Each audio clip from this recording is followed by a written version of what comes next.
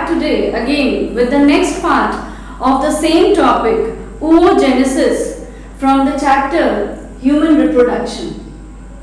Children, till yet we have discussed that how the ovum before the birth of a girl child starts developing inside the mother's womb. And today we will be discussing the structure of the ovary inside which that different type of follicles are formed. Children, if you remember, I discussed in the last video that how your primary oocyte, primary follicles, secondary follicles, all those follicles were getting developed and the process was moving into the mitosis and meiosis divisions. Children, today on the board you can see that I have drawn a lot numbers of diagrams are there, and today the description of these diagrams will be explaining the topic more nicely. So let us move to the first diagram, then we will be moving to the second diagram. Children, here you can see that I have drawn the diagram of ovary. Today we will be discussing that how these follicles, how the oocyte gets developed inside the ovary and their positions, like how they are getting developed. Now children, what happens in the first diagram, I have tried to explain you all the different regions of ovary. Now I have drawn this enlarged view of ovary where your germinal epithelium lining is mentioned over here. I have drawn this germinal epithelium lining. Now you can see, children, that I have divided the whole ovary into two sections, into two parts.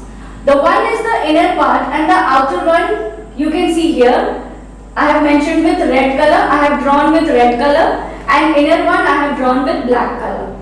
Now children, this whole ovary is divided into two regions, and these two regions are cortex and medulla.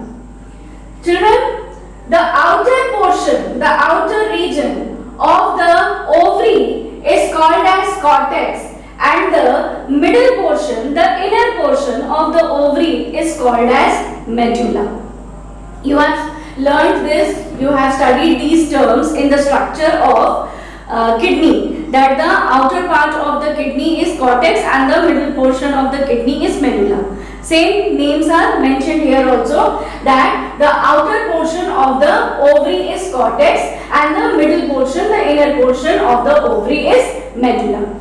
Now children, this whole ovary is filled up by a ground substance, and this ground substance is called as stroma. Now children, the outer portion, which is cortex, is having a dense stroma, large concentrated stroma, but in the middle portion, in the medulla portion, this stroma is not so much dense, it is less in concentration.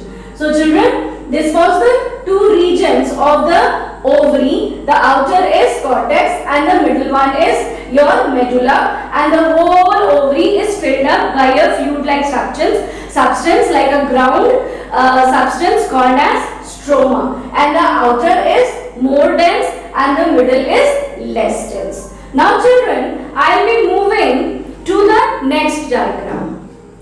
Now children, on this side I have drawn the diagram of ovary showing follicles, the different type of follicles. Now children, first I will take the names and you learn the names first, then the diagram learning will become easy. Now children, the first part of the ovary where the germinal epithelium lining will be playing role.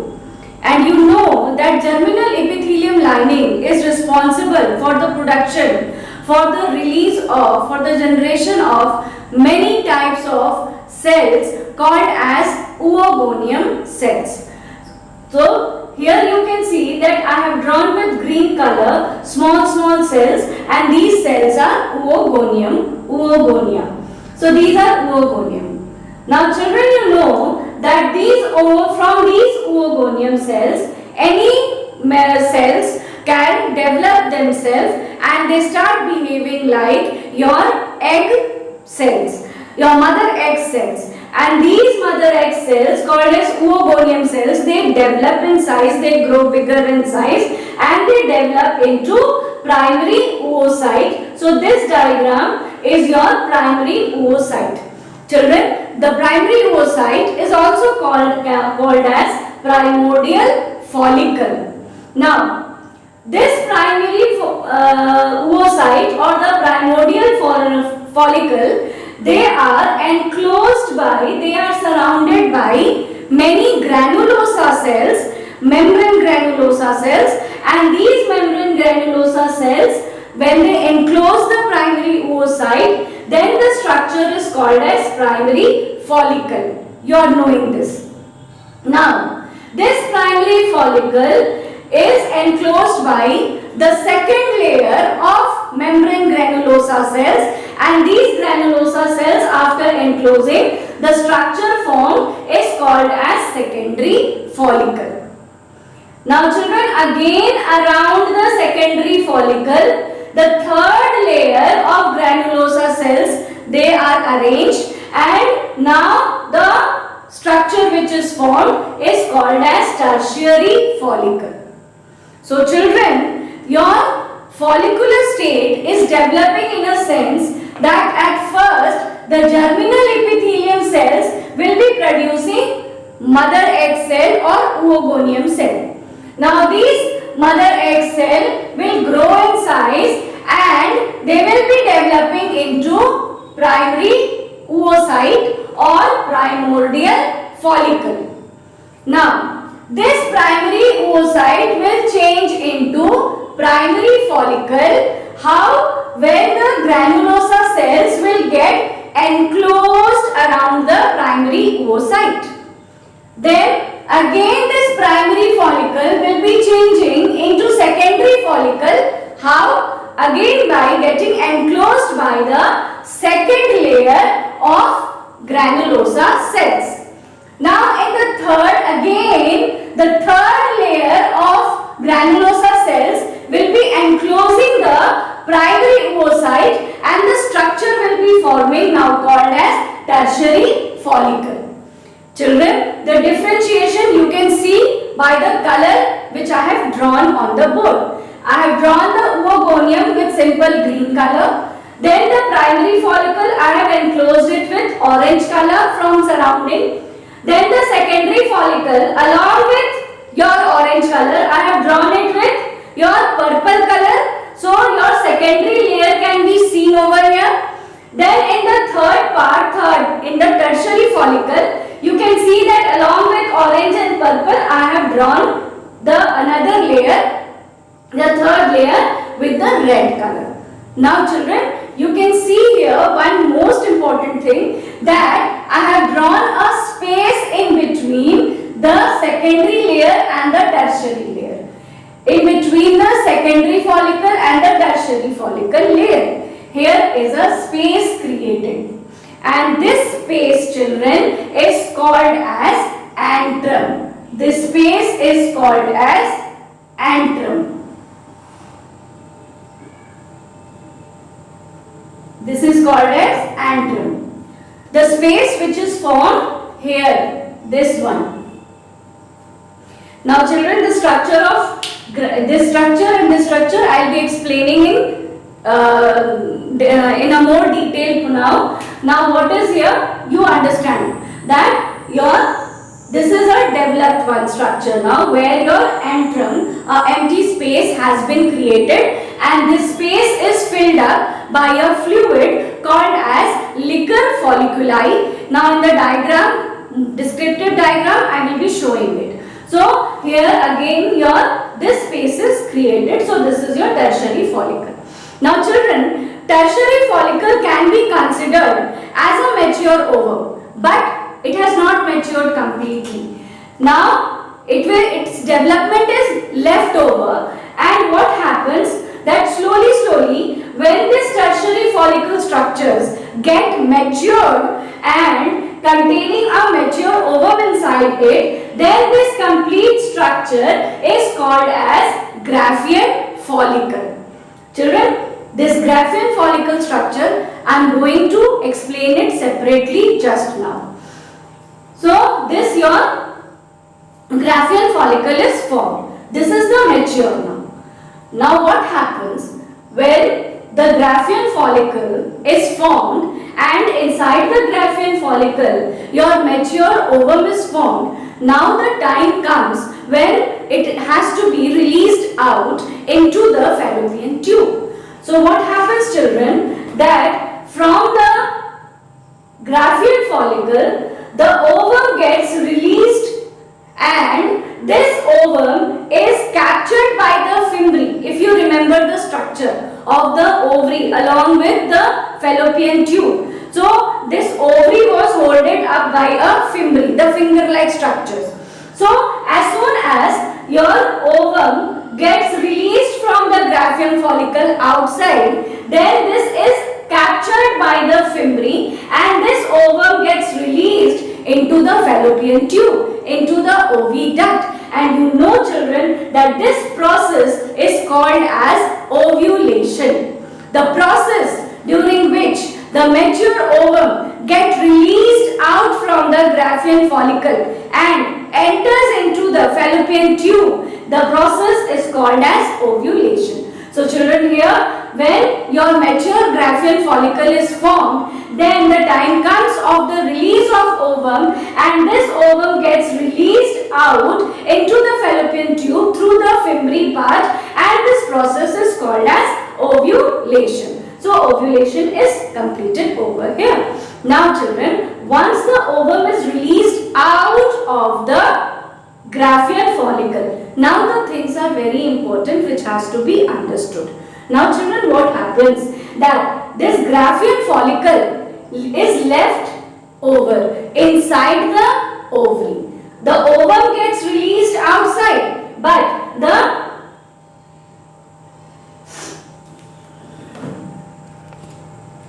this ovum gets released outside, but this Graafian follicle is left over inside. So the ovum gets detached from the Graafian follicle. The ovum gets separated from the Graafian follicle.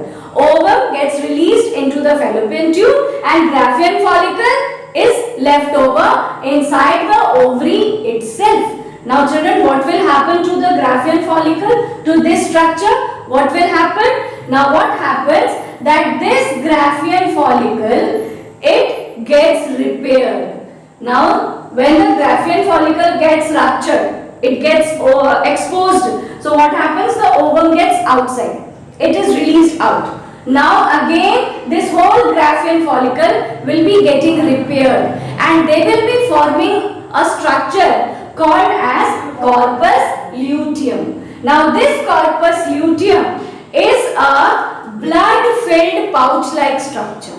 This corpus luteum is formed by the repairing of the Graafian follicle and this Graafian follicle gets repaired and it is filled up by a blood and the structure which is formed now is called as corpus luteum.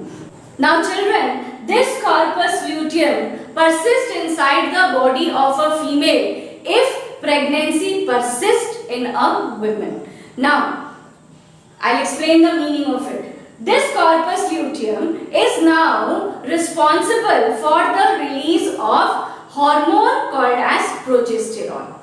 Now, this Graafian follicle gets repaired and gets changed into corpus luteum and this corpus luteum is responsible to secrete the hormone progesterone. Now this progesterone is also called as pregnancy hormone and this pregnancy hormone is utilized throughout the gestation period, throughout the pregnancy period. Now children, if the pregnancy persists inside the woman, if a fertilization of a ovum and a sperm they mate together, then the fertilization process will take place. And what happens if the fertilization takes place? Then this corpus luteum will remain inside the body because it is needed throughout the pregnancy period to secrete progesterone hormone.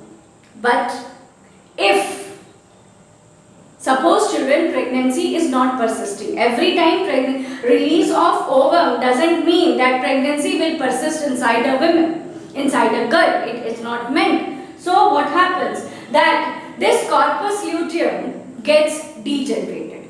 If pregnancy doesn't persist, if fertilization doesn't occur, then there will be no role of this corpus luteum. Why? Because the function of corpus luteum is to release progesterone. And progesterone is needed throughout the pregnancy period. And if pregnancy is not staying inside the body of a woman, if pregnancy do not persist, then the need of this progesterone will be nil. It is not needed. So what the body will do with this corpus luteum? So what happens, children? This corpus luteum will get degenerated and the whole structure will be getting degenerated in form of white scar-like structure, and that white scar-like structure is called as corpus albuminous. Again, I repeat, children, if pregnancy persists, corpus luteum will be formed, and corpus luteum is a blood-filled pouch-like structure which is responsible for the secretion of progesterone, and this progesterone is needed throughout the pregnancy period. But if the pregnancy do not persist inside the female, then there will be no role of corpus luteum. The corpus luteum will be getting degenerated gradually, and this corpus luteum will be changing into a white scar-like structure, and this white scar-like structure is called as corpus albuminous. Now children, hope you have understood this whole structure, that how the follicles inside the ovary are getting developed.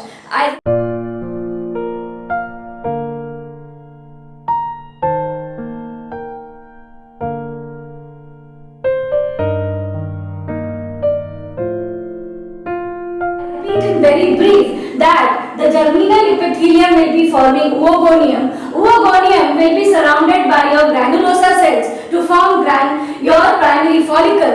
Primary follicle will be getting enclosed by the another layer of granulosa cells, and they will be forming secondary follicle. And this secondary follicle will be again wrapped up by another granulosa cell layer, and the structure will be formed is called as tertiary follicle. And this tertiary follicle, now they will be getting developed. They will be getting in a more well conditioned manner, and the structure which will be formed is called as Graafian follicle. Now from this Graafian follicle, now after the completion, after the maturation, the ovum will be released, and the ovum will be captured by the fimbriae of the fallopian tube, and the process is called as ovulation. Now, the leftover Graafian follicle will be converting into corpus luteum, and this corpus luteum will be responsible for the release of progesterone, and progesterone is called as pregnancy hormone, which will be needed if the pregnancy persists. But if pregnancy doesn't persist, then this corpus luteum will be getting degenerated, and a white scar-like structure will be formed, corpus albuminous, and this will be slowly getting degenerated. It will be released out from the body of the females through the menstrual cycle. Hope children you have understood. Now I will be explaining the structure of Graafian follicle in detail.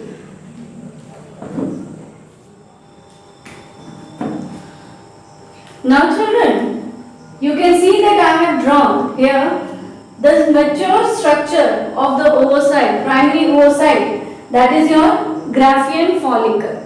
This is the complete structure of Graafian follicle. It is a condition when the structure has become completely mature and this primary oocyte is ready to do the ovulation process. Now children, now let us study the structure of the Graafian follicle.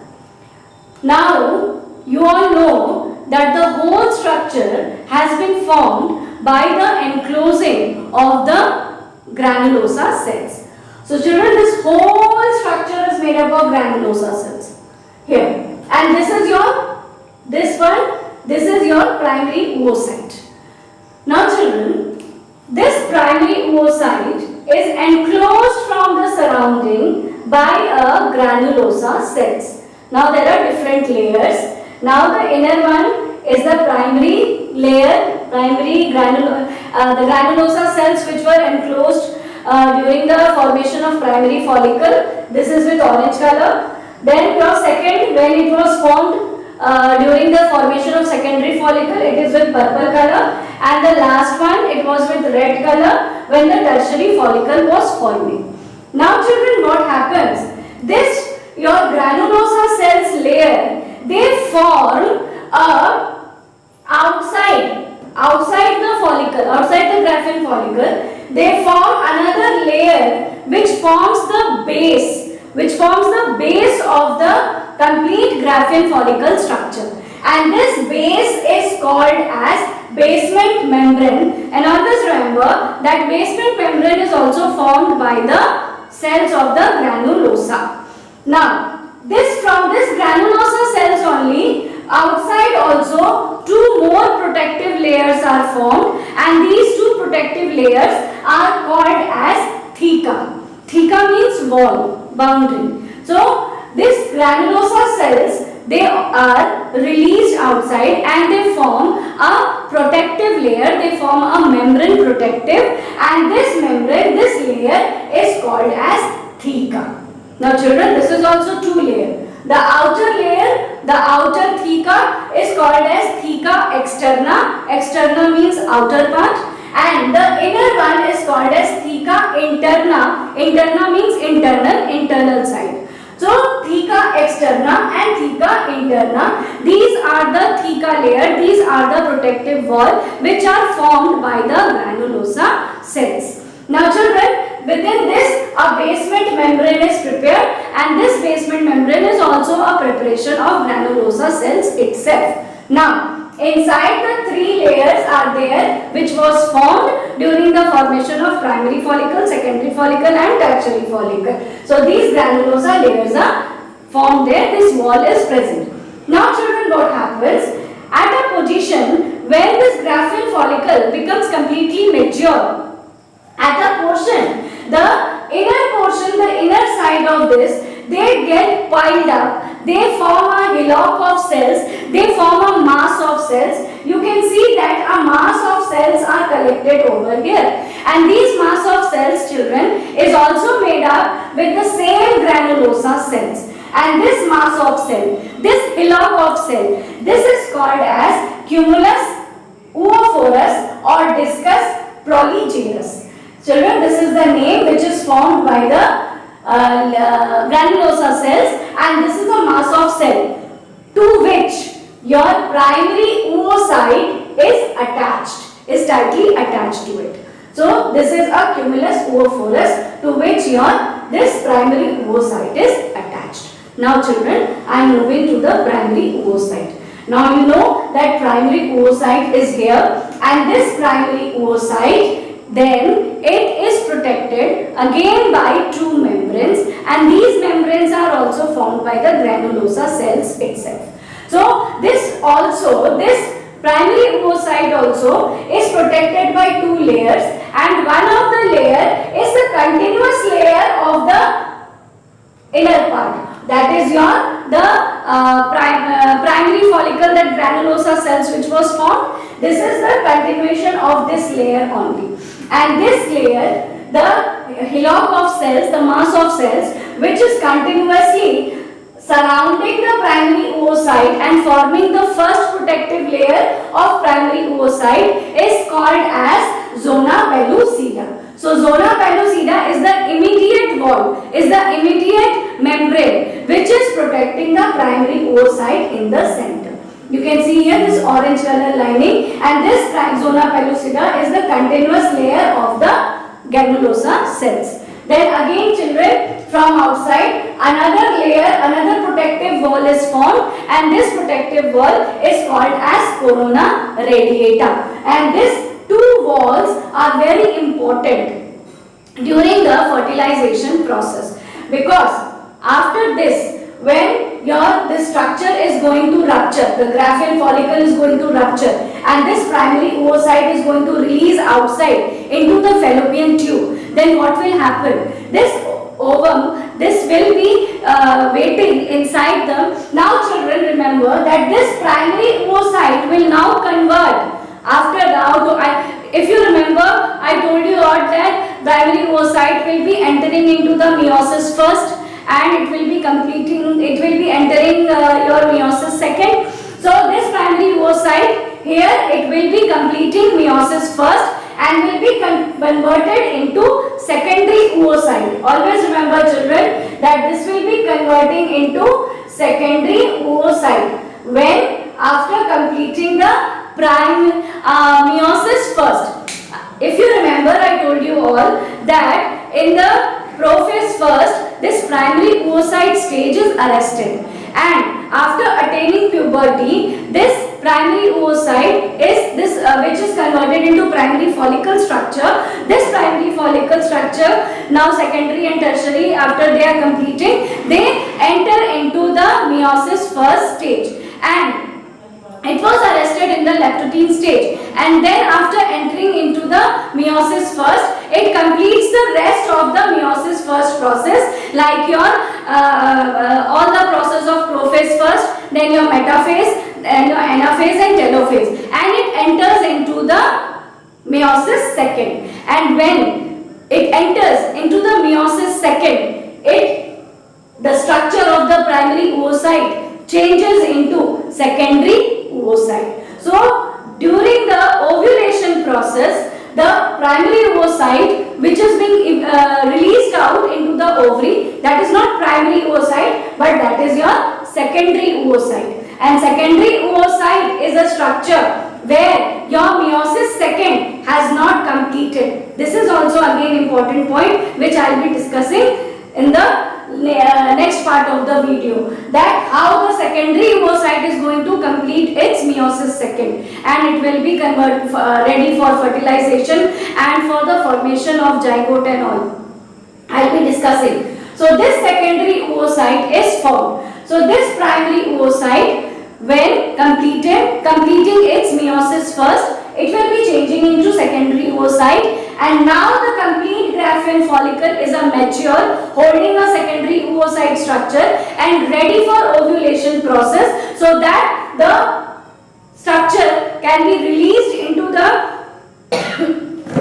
fallopian tube for the fertilization process. Now children, this whole structure is over here. Now you can see that here a empty space has been drawn, and this empty space is filled up by a liquid, and this fluid is called as liquor folliculi. And this space which is created, if you remember that in the structure I told you that the tertiary, after the formation of secondary follicle and in between the tertiary follicle, a gap is created. This is that gap, this is that space, and this space is called as antrum, and this antrum is filled up by a fluid, and that fluid is called as liquor folliculi. So this is the complete structure of the Graafian follicle. Children,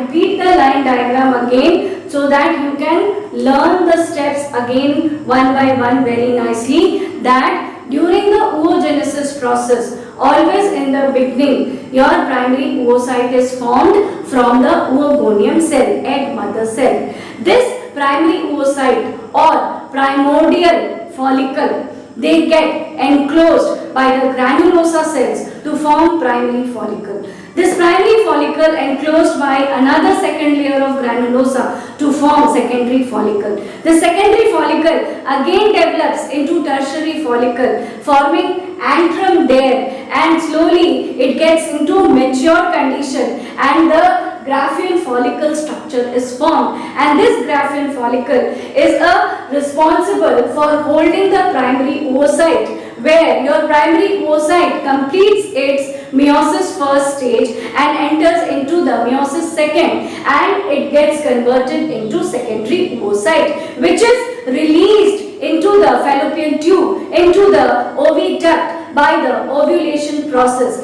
and it gets ready for the fertilization process inside the fallopian tube in the ampulla position. If you remember the structure of oviduct, so it is over there where your fertilization is going to take place. Hope children, this whole structure of the ovary containing different follicles and the detailed structure of the Graafian follicle is understood by you all.